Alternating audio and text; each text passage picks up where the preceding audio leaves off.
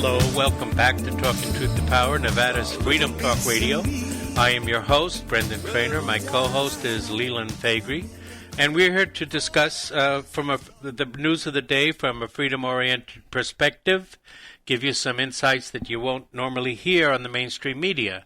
Now, last week, Leland signed off because we had just found out about the election on February 9th in Ireland, in which Sinn Féin, the former political wing of the Irish Republican Army, the IRA, actually won the election. Yeah, the majority of the seats, or the majority of the votes, I guess. Yes. They went, but, 24.5%, I think, was the total. And they went from 23 to 40 seats in the Dáil. In the Dáil. You pronounce it Dáil? The Dáil, yeah. Dáil, okay. Mm-hmm. And so the other parties, Fianna Fáil and Fianna Gael. Fianna Fáil. And Fianna Gael. Yep. Uh-huh. All right. I can speak a little Gaelic, but I wouldn't know it there. No, that's right. Because I always have a New York City accent. That's where I was brought up, and I always want to pronounce those vowels. But the thing is that Sinn Féin was as shocked as anybody else. Yeah, they were completely unprepared for this event. I not as much as I was. I mean, but then again, the direction of the culture of the country, I think, is really the story there. Mm-hmm. And the Fianna Fáil would be roughly the equivalent of the Democrat Party here, and Fine Gael, conversely, would be so they're center right, center left. Yeah, typical European. It's like Republican and Democrat. Yeah, like Social Democrats or and the other Christian Democrats on the right. And from my experience living there, the corruption of both parties is endemic, and the people are really sick of it. Now, given that part of the story, you would never understand why would they go for Sinn Féin in lieu of these two major parties. Maybe the same way people are going for Bernie now. It's the only alternative they really have. Yes, I think that's exactly the explanation for it. Yes, because Sinn Féin is to the left. It's further to the left. I don't know exactly what their program is. Well, because Ireland does have some kind of universal health care already. It's the same as you would expect the issues to be here. Pretty much government involvement in virtually everything. Okay. They've not learned their lesson over there either. No. So it is really interesting to see, but they're fed up, I would think. They're exasperated. Yes. And there's also the issue of Brexit, which is conceivably part of the discussion or the panoply of issues that affects their future. Well, I think even the Unionist Party in the North has got to be a little disgusted with how they've been treated by the elites in London over this whole thing. That was Ian Paisley's point when he was with us. I mean, I was fascinated by Ian Paisley because, he really did carry the anthem, the flag for Irish exclusion from the experience in the 6 counties up there. Mm-hmm, mm-hmm. He didn't want anything to do with papism. He didn't want anything to do with whatever the milieu of the Republic was all about. He wanted to be exclusively British, effectively. So he was fascinating to watch for me, because that is a patriotism, and you have to respect that. Now, the Irish did not respect that. The actual nationalist mindset that exists in the country had no sympathy at all for Ian Paisley or for that view. And I didn't share it. Of course, I was a Yank, and, I would often be described there as a Yank. Okay. They would, pull out my accent from a crowd of discussion, and you're a Yank, and I'd be described in that manner. Not as an American, but the pejorative. Mm-hmm. Which I was fine with, Yeah. But it's very clear that there is a latent anti-Americanism in Irish nationalism. They wouldn't necessarily admit it. I think honest nationalists would. By nationalism, I mean, the historic nationalism of republicanism. Republicanism is effectively the same term for nationalism. And there's sympathy for historic Sinn Féin in that community. Right. Well, I mean, there's no doubt that the Irish Rebellion was the catalyst for a lot of things that have happened in the 20th century, and Sinn Féin played a role in that, of course. But Michael Collins and the original IRA, I don't think they were Marxist at the time. No, they were not. This IRA became Marxist afterwards. Yeah, there was very little description or discussion of Marxism at the turn of the century. Right. But, that if you've ever seen Michael Collins, the film. Yes, I did. It was absolutely one of the most brilliant films I think Hollywood has ever put forth. Right. And, it didn't do well in the Republic. In the Irish Republic? No, it didn't? No, it did not. Because it explains Michael Collins from a perspective that doesn't flatter republicanism. Mm-hmm. And again, by republicanism, I also use interchangeably the term nationalism because they're synonymous. But no, the film did not do well. Was it because he was the compromiser over the division? It didn't flatter De Valera. Right. And De Valera is their Kennedy, Yeah, okay. So it was something that... it made him out to be an extremist. It made him out to be someone that was not willing to compromise on the 6 counties. Right. And he wasn't. Yeah, of course. We're not told that side of him in Irish culture, but he was someone that was nationalistic to the extent that he couldn't even concede the 6 counties, given its ability to carry the day for peace and the lack of bloodshed going forward. And I think it was essential at the time. Started the Irish. That whole split started the Irish Civil War, which, in many cases, was bloodier than the rebellion. It was, and it was the compromise that started it. They didn't have any sense of compromise with the British at all. No, right. None at all. Yeah. So, anyway, we'll be back after the break. Erin go bra. Yeah. Right. Or bra less. Can we continue the discussion? Sure. Yeah. Let's do it.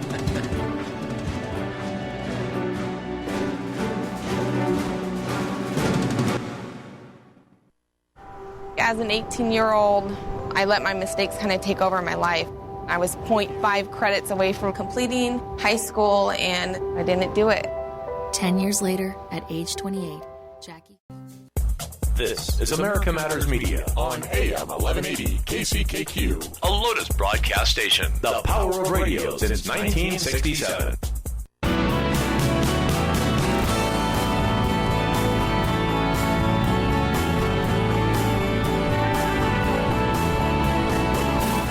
Unable to listen to the whole show?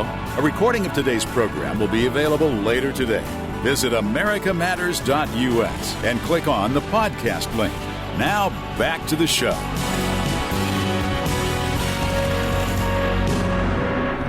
Hey, and welcome back to Talking Truth to Power.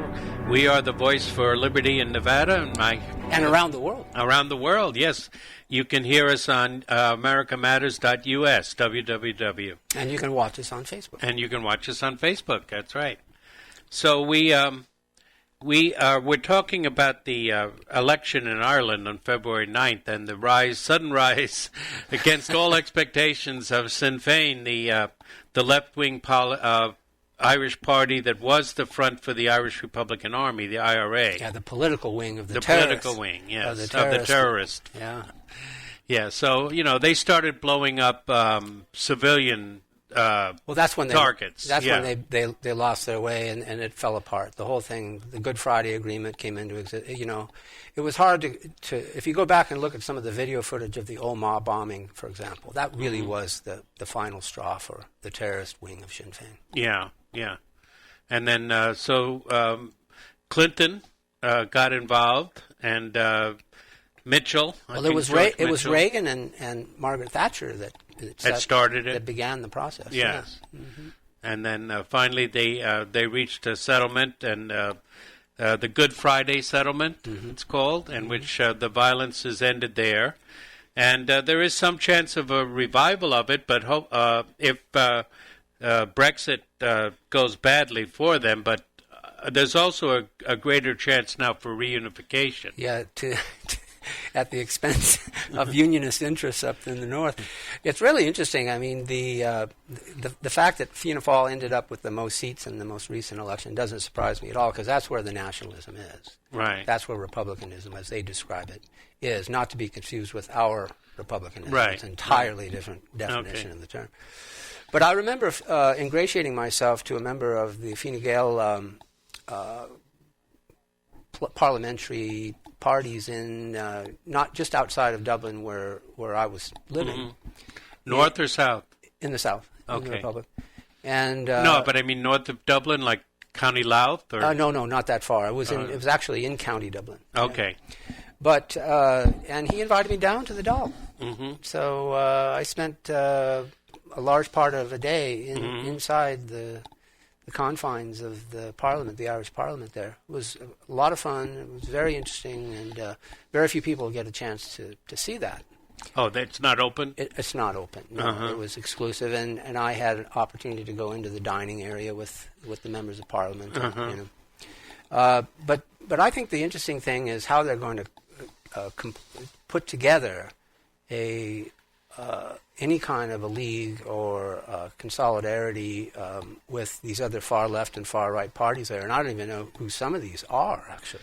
Yeah, I just read about them. There's a People Before Profits party. Yeah. There's a Solidarity party. 2 or 3 members. 2 or 3 members at the most, yeah, and a Solidarity party. And there are also 14 independents, and apparently their politics run from the extreme right to the extreme left, depending on which one you talk to. So that's, and if they are going to be in a coalition, they're all going to want their piece of the pie. And it'll be so fragmented that there'll be no, ability to really control the legislative process. Right. It's going to be a disaster. They have no idea what they've just done to themselves there, I don't think. But nobody wants a new election to clarify the situation. Well, I don't think it would change anything. Yeah. So they're stuck with it. Yep. They got to try and work something out. What I wanted to say about Fine Gael, the time I was living there, its parliamentary leader and Taoiseach, or a prime minister. Taoiseach, that's how I want to pronounce it. Was Garrett Fitzgerald. And Garrett Fitzgerald was a member of the Trilateral Commission. Okay. The European contingent of the Trilateral Commission. So that was the center-right party. There are a handful. Yes, it would be the equivalent of the Republican Party here. Okay. But there were a handful of members from the Irish political landscape that were also members of the Trilateral Commission. Garrett Fitzgerald being one. Okay. The other notorious figure from the period is Charles Haughey. And boy, was he a rascal. And he was the one that had some sort of, I don't even remember the connection now. I think he covered up a gun running from Libya. Because it was funneling IRA military capability. Yeah, so... Gaddafi. Yeah, and the IRA is credited with teaching jihadis of different stripes how to do guerrilla warfare. And they run clinics in it. Yeah, Haughey was a rascal. That's a nice way of describing him, actually.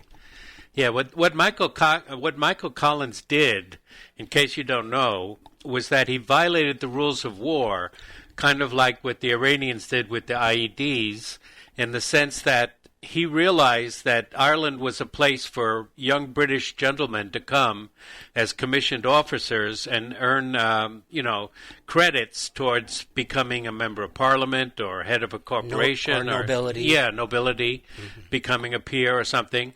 So he had his guerrillas target them personally, which was a no-no. Nobody had ever thought of that, and nobody had ever done that before. So when they started assassinating these young British gentlemen instead of the troops themselves, the hard-scrabble troops that are conscripted or recruited from the British slums, then that definitely changed things a lot, and it's helped end the war, actually. It did, yeah. It transformed and set up the more broadly accepted idea of separation from the 6 counties. Right. Yeah. Yeah, and there were still a handful of those who were inclined not to accept it.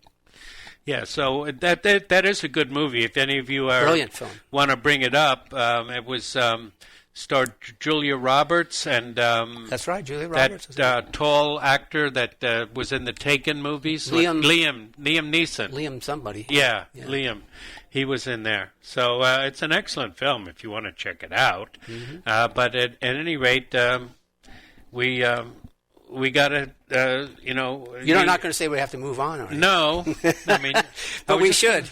Yeah, but because there's a lot to discuss here domestically. A couple of Irish Americans here discussing the old sod, so maybe we should move on to what's happening in Nevada. How about that, huh? Yeah. It seems to be the debates tonight are drawing a lot of attention because this will be the first time that the new candidate, the former mayor of New York, former Republican, Michael Bloomberg, will appear on stage, and supposedly the knives are out for him. Do you think? Yeah. Et tu, Buttigieg? I'm going to go out on a thin branch and say that they will all kill each other tonight. Yeah. There's going to be blood on that stage. And it's going to be a lot of fun. I'd like to see it because so far they've been namby-pamby, except for Tulsi. Tulsi's the only one that has spoken out directly and knocked somebody out of the race. Right. But Tulsi won't be on the stage, I'm sure. I didn't see officially, but I'm sure that they're going to exclude her. They've started excluding her from everything. But well, it's a full frontal assault that we're going to see tonight. Yeah. And it's what's the description? Shorthand combat? Hand-to-hand? Hand-to-hand combat. That's what we're going to see tonight. Well, I have to see how Mike reacts. Of course, Bernie will attack him on the stop and frisk controversy. You can't stop these people. Let me say it again. And it's racist. Yeah, I think the net effect tonight will be they will all have blood on their hands, and we're going to see it in plain view. And I think Bloomberg may be finished tonight. You think that'll knock them out? If they do it right, it'll knock them out. If they do it right. I can't trust the Democrats to do much of anything right, though. Not that the Democrat constituency is necessarily going to care. But for everybody else, he will be eliminated as an option going forward. And I think that will set up Hillary. This sets the stage for her. Well, the rumor was that if he was elected, he would make her his vice president. Yeah, I think he's just keeping the throne warm for her and the superdelegates once they get to Milwaukee. But I'm telling you that she's just waiting. She's just right there. She's just right there. Nobody sees her. She's dropping hints that are so big that she's going after all of her competition. She went after Tulsi. She's going after Bernie. And she'll go after anybody that is interfering in her bid for the nomination. And that's what we're about to see. And it could start as early as tomorrow. I mean, there isn't a lot of time here. We've got the March 3rd primary, and then the convention in summer. I mean, it's coming right up, faster than anybody realizes. You're talking about Super Tuesday? Because we still have South Carolina coming up. And by the way, I got my ballot. Oh, you did? Yeah. I didn't get one. You didn't get one? No, but I'm a Republican. No, but that's because you never lived in California. Oh, okay. You got a California ballot. Okay. Can you believe that? I did live in California, but many years ago. I've been away from California 12 years. And I'm still getting a sample ballot from California. Do you think we have a problem? Yeah, I think so. Unbelievable. I was going to bring it in to show it to you and then forgot to bring it, but it really is something to see when that thing comes through the mail. I haven't lived there in 12 years. Still on the voter rolls. Yep, and I could go down there. I could vote twice. You could go up to Truckee and vote again. Yep. Amazing. Truly amazing. But you can vote by mail now in California. So you don't even have to show up to your precinct. So you're an expat. You can. That's what they would like to think. Yeah, I don't feel that way, but right. You can have that statement. Oh, time flew again, huh?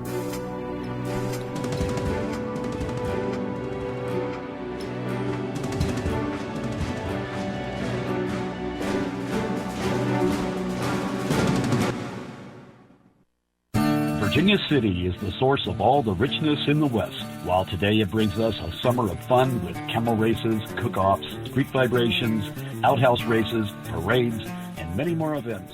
It's never... This is America Matters Media on AM 1180 KCKQ, a Lotus broadcast station. The power of radio since 1967.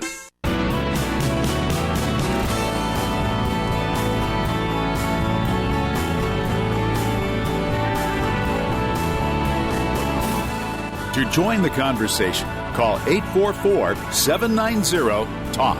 That's 844-790-8255. Now, back to the show.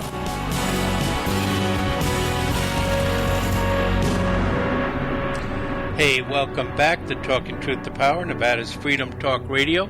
I am your host, Brendan Trainor, and my co-host, Leland Faegre. And we were talking about the Nevada Democratic primary, which is still one of, I heard today, only 4 caucuses left in this country. So this one, there were reports of long delays, people waiting in line, especially in Vegas, for 3 or 4 hours in order to vote. Because only 2% of the population in the state has voted so far, apparently. Right, yeah. Very small. Yeah. Which is kind of what we've seen so far in the primary season. Right. Low turnout. And there were complaints about how the volunteers received no training on their election iPads. Yeah. meant to submit the information. Not a good sign. One Nevada legislature discovered that critical paperwork neglected to have a space for the precinct number. I think you fit it in there somewhere. Which could cause lengthy delays. And of course, the Nevada Dems keep protesting that the caucus calculator is not an app. That's right, yeah. Yeah, so they're trying to distance themselves from shadow. Any potential outcome. Yeah, and doesn't favor them. And that other group of Clintonistas. But we don't have to worry because the DNC has made former Buttigieg staffer Emily Goldman the voter protection director. What could possibly go wrong? What could go wrong? And speaking of Buttigieg, he's got all the, he's got some 60 delegates so far. He's got the majority of the delegates. Yes, somehow. Yeah. Somehow he came out of Iowa with fewer votes than Bernie, but more delegates. But more delegates. Yes. It's very interesting. Those Democrats are quite interesting. Yeah. And, but democracy, democracy is their God, but somehow their God has clay feet when it comes time to actually implementing their the directives. actual application of yes. So another interesting thing is which way will the culinary union break in the debates. And we won't know till after the election. Right, and we may not know even by Saturday or night or Sunday. But at any rate, the culinary union did not actually condemn Bernie because they know he's popular, but they came out against Medicare for all. The reason is that the culinary union has what's called a Cadillac health care program under Obamacare, and they don't want to be put back into the democracy of everybody else. They want to be the privileged elites that have their Cadillac health care program. They don't want government health care. No. Why the hell would they do that? No. But the rest of the field it's going to be interesting again to see what happens to Bloomberg tonight. And Bloomberg is criticized because he said all you have to do to farm is dig a hole, put a seed in the ground, cover it up, and wait. And I got a secret for you. Maybe we shouldn't say this, but Jews don't farm. That's right, huh? Yeah. That is true. I mean, how many Jewish farmers are there? Yeah.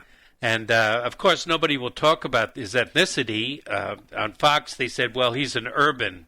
Urbans don't know anything about farming, and that's partly true. But the fact is that Jews become, as a rule, let's face it, over the centuries, Jews use their high IQ, the Ashkenazi IQ, to become politicians, lawyers, doctors, equity, hedge fund managers, banksters, and, once they get rich, like Bloomberg, they spend most of their time chasing shishkas, which, if you don't know what a shishka is, for the point of the show... Wait, let's call in security first before we... A shishka is the Yiddish word for a young Gentile attractive woman. However, keep in mind that its root is the same as the Yiddish word for donkey or beast. And some might get that confused. Because after all Gentiles are not human, according to the Talmud, and we're beasts of burden. And in fact, it was revealed in February 20th, 2014, and the Middle East Monitor reported that Israel's Sephardic leader, Rabbi Ovada Yosef, in his weekly Saturday night sermon said that non-Jews exist to serve Jews. Goyim were born only to serve us. Without that, they have no place in the world. And so we're just slaves then? Yeah, so that is Talmudic doctrine. Yeah. I mean, not all Jewish people read the Talmud. Yeah. Many don't, but it's ingrained in their culture over 2,000 years. Yeah, but if they did... Yes, that's what it would say. And, of course, we're not allowed to talk about that. One of the many things we're not allowed to talk about. But I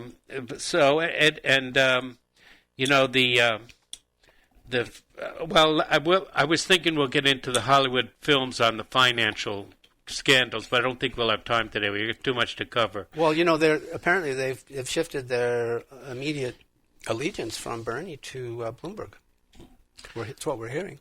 Oh, the Hollywood moguls? Yeah. Mm-hmm. Yeah, the Hollywood elite. Pretty interesting. Yes.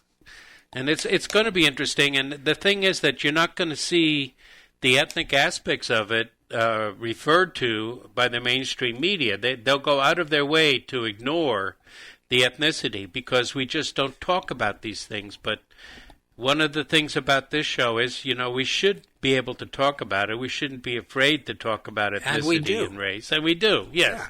So we have security with an enormous security contingent around us, but apart from that, we still talk about it. And we go out and we get into our bulletproof vehicles, et cetera, et cetera. Yeah, I know. And, we all write letters saying that we're not inclined to commit suicide. Mm-hmm. We have to make that clear. Yeah, we do need to make that very clear in case we end up dead and with a bullet in our back. Right.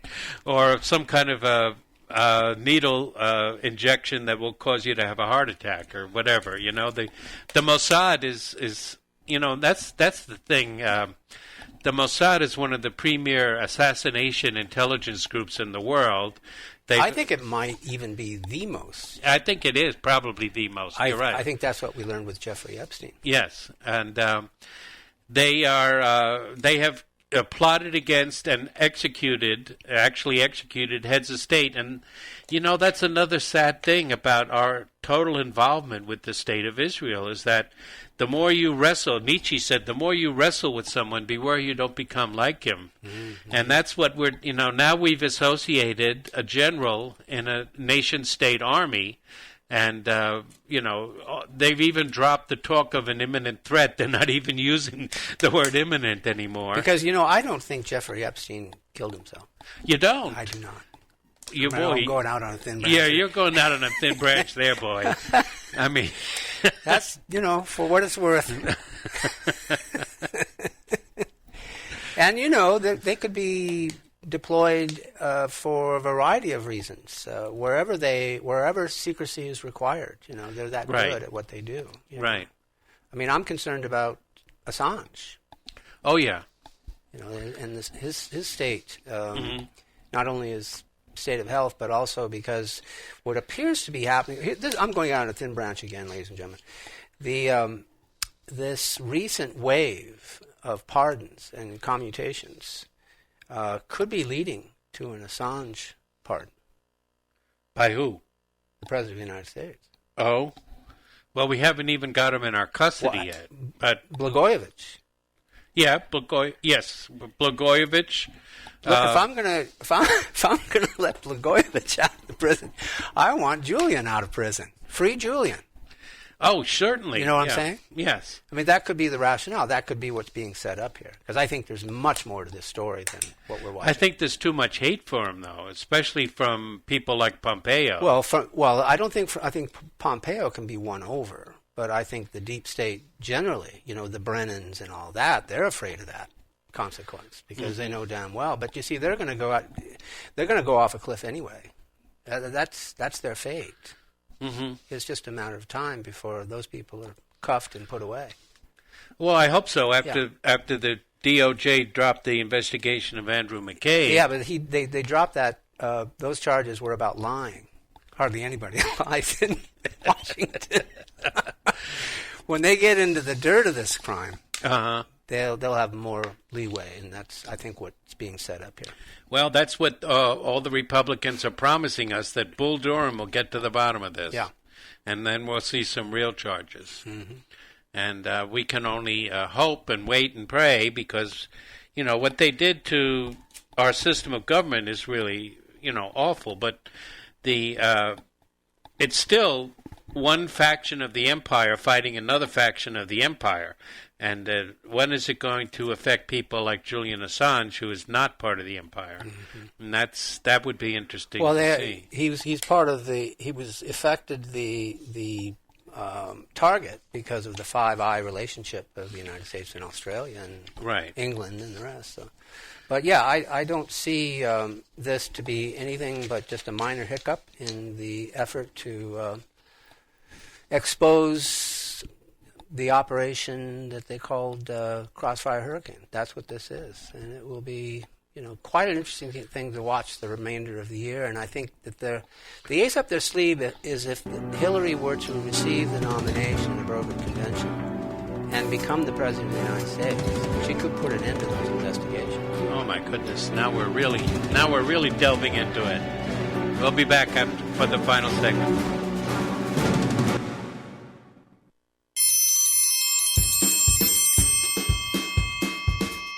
It's your worldwide invite to Barbecue, the Butcher's Kitchen.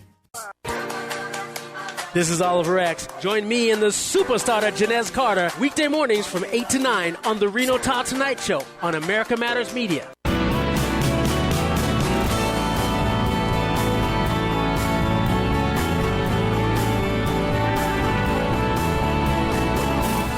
Are you shy and don't want to talk on the air? Text us your questions or comments to 775-237-2266.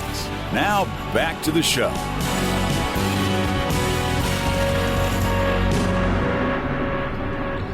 Well, welcome back to Talking Truth to Power. I'm your host, Brendan Trainor, and my co-host, Leland Faegre. And so we were discussing Julian Assange, and the reason why we're discussing him is he has an important court date on 24th of February in Woolwich Crown Court in London over whether or not he will be extradited to the U.S. And Assange is an Australian citizen, and Australians are marching for him in London this Saturday, starting from the Australian Embassy and going to the courthouse in protest of, what has been happening to him. And so Assange, of course, is the former editor of WikiLeaks. He is a journalist. He has been published in the New York Times. The Podesta, what triggered this whole campaign against him was the Podesta emails, which the Democrats immediately declared were hacked into by an agent of Russia working to elect Trump. And it started the whole nonsensical Crossfire Hurricane, Russiagate investigation. Tony Podesta, yeah. Not his brother. No. Who worked for Fusion GPS. Yeah. Yeah, so what's the difference? They're like Tweedledum and Tweedledee. But the Podesta emails, even though he was supposed to be an agent of the Russian government, WikiLeaks has published over 800,000 documents revealing what's going on inside of Russian politics as well. Yeah, but that never comes up. Right. Yeah. No. And then the other set of emails, which the Democrats are all upset about, and was Libya TikTok, which set of emails which were back and forth between Hillary Clinton, which described her as the central figure describing the destruction of Libya in 2011. That interference, remember, resulted in 40,000 deaths, the arrival of ISIS in North Africa, the European refugee and migrant crises, as its own Libya, the north coast of Libya is only, a few hundred miles from Italy. And, the U.S. foreign policy destroyed that part of the world. Right. And this was the most obvious part of it, I think. Also Benghazi and the pipeline of arms that went through. That Libya to get to Syria. Which is why they had our troops stand down and immediately implement a cover-up of the event because they could not withstand that kind of objectivity in the mass media. And all the current actual charges against Assange center on the Afghan logs and Iraq logs, and these are concerning Chelsea Manning. If you remember, Chelsea was a soldier at the time, and he a male soldier. A male soldier, yes, at the time, and he showed the Americans committing collateral murder and enjoying it as American helicopter crew. He released the video of this, which was classified video. Showed the American helicopter crew gunning down civilians and actually high-fiving and celebrating the whole thing. And so I've seen that video. Yeah, so have I. He faces 17 charges of espionage. And the thing about espionage is that supposedly they're trying to assert that he not only accepted the video, but he actually facilitated the dissemination. Now, the way that Chelsea Manning got the video, supposedly he gave him tips or something on how to get the video or encouraged him to get the video. So, and then final... A real whistleblower. Yes. A genuine whistleblower. Yes. Not this phony in the NSA. Right. God. And, real whistleblowers go to prison. Yeah. Phony whistleblowers get, celebrated, promoted. Yeah. Right? And don't forget, finally, the final batch of emails that was the straw that broke the camel's back was when WikiLeaks released the Vault 17 emails, which showed how the CIA had the capability of altering forensic computer evidence to make it appear that it originated from another country, right, from which it actually did originate. Which is very powerful technology. If you can avoid the ability for them to trace the source, right, to its actual source, I should say. There's nothing more powerful than that, is there? That's amazing. And this is when this was done when Mike Pompeo was CIA chief. And that's when he famously called Assange a non-state intelligence agency. And Assange figured back... I'd like to be a non-state intelligence agency. But Assange fired back that the CIA is a state-run non-intelligence agency. Right. A brilliant quip, wasn't it? Yeah. Oh, my God. No wonder they hate him. Yeah. I mean, that's what it is. He just made a fool out of the establishment. So his prison sentences on the 17 actual charges he's facing could carry sentences totaling 175 years. But what they're really afraid about is that if he becomes extradited to the U.S., he will be subject to special administrative measures known as SAMs. And this is the darkest corner of the U.S. federal prison system, combining the brutality and isolation of maximum security units with additional restrictions that deny individuals almost any connection to the human world, and it shields torture from any real public scrutiny. And that's per a 2017 report by Yale University Law School. So the Australians are demonstrating because Australia could have rescued Julian Assange. Some politicians that talked to these activists expressed concern, but they never followed up on it when they got into positions of power. But Australia could still rescue him and throw a monkey wrench in this. But Australia is part of the Five Eye intelligence system, which we've been talking about, and they are America's mates down under, and they have so far been silent. So, yep, that's it. Yeah, that's it. That's why this is important for anybody that believes in freedom of speech, which is really under attack in an unprecedented way. It's totally discouraging to see how the internet is being taken over and freedom of speech is being squelched. But freedom of speech and the ability to criticize the state are at the issues that are in concern here over the detention of Julian Assange, plus his own health. He was a virtual prisoner in the Ecuadorian embassy for 8 years. He never got any sunshine, rarely got sunshine. He had to take vitamin D to try to supplement his immune responses. He's much less social interaction and right. anything that right. is remotely natural and human about that condition. Right. And he's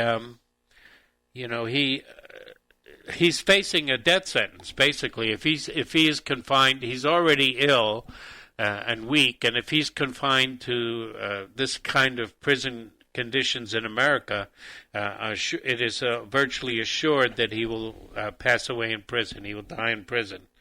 So, that's what they would prefer. Yeah. I mean, that's really what they... That would be a lesson modus to all. operandi. Yeah.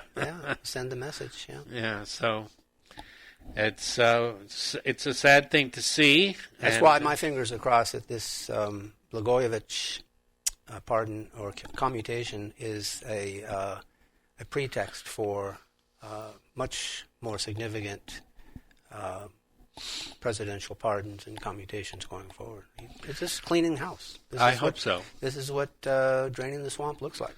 And listen. And by the way, I listened to him on the way in for the show this morning. He had a press conference outside of his home.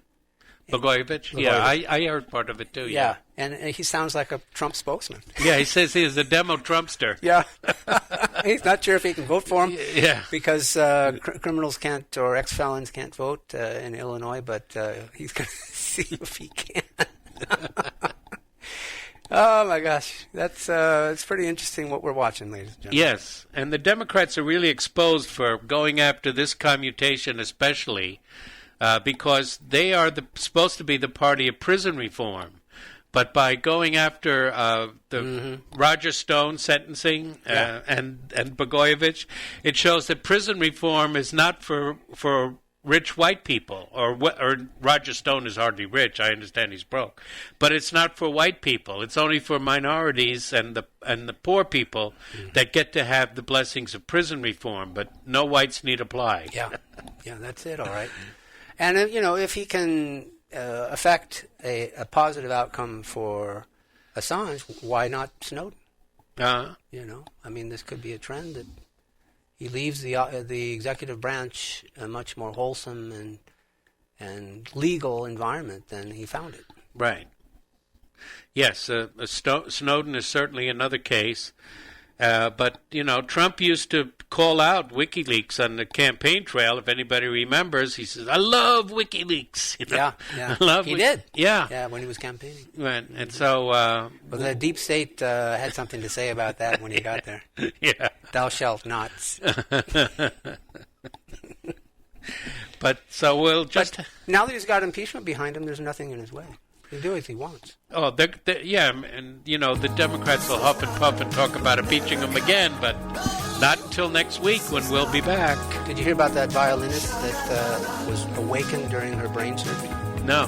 Yeah, she's a violinist, and the medical team wanted her to be able to play so they could effect the operation properly for the best outcome. Boy, medical advances are astounding. What a world we're in. Yes. Join us again next week, ladies and gentlemen.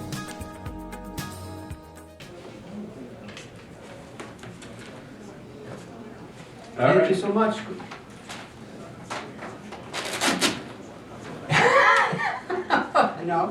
No, it's actually a true story.